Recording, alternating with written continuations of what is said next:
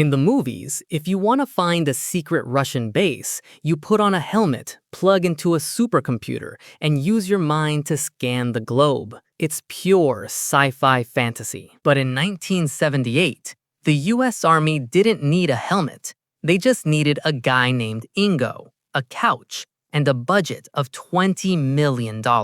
They called it Project Stargate. And their goal wasn't to write a comic book. It was to build a real-life spy network using nothing but the human mind. To understand why the government would spend millions on psychics, you have to understand the fear of the 1970s. The Cold War was freezing. The CIA was terrified of Soviet missiles, but they were even more terrified of a new report titled Soviet Psychotronics. Intel suggested the Russians weren't just building nukes. They were trying to weaponize the mind.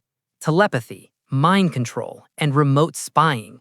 The CIA realized if the Soviets could mentally look inside the Oval Office, America had no defense. So, they decided to fight fire with fire. They set up shop at Fort Meade, Maryland. They recruited a strange mix of soldiers and civilians. The test was simple. An intelligence officer would hand the viewer a sealed envelope containing nothing but a set of geographic coordinates, latitude and longitude. The viewer would enter a trance state and begin to sketch. The results were disturbing. They drew cranes, they drew underground bunkers.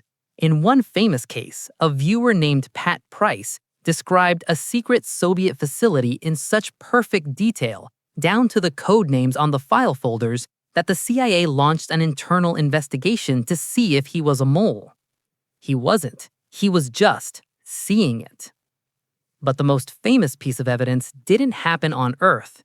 In 1973, before any space probe had ever reached the planet Jupiter, the CIA asked Ingo to remote view the gas giant.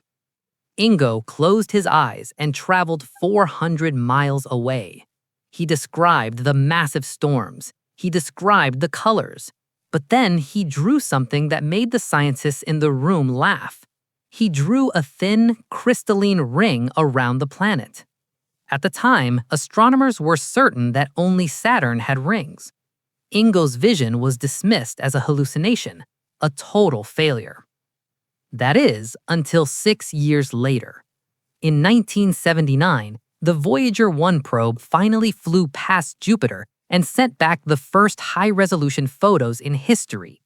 And there, hidden in the grain, was a thin, faint ring, exactly where Ingo said it would be. For 20 years, Project Stargate ran in the shadows.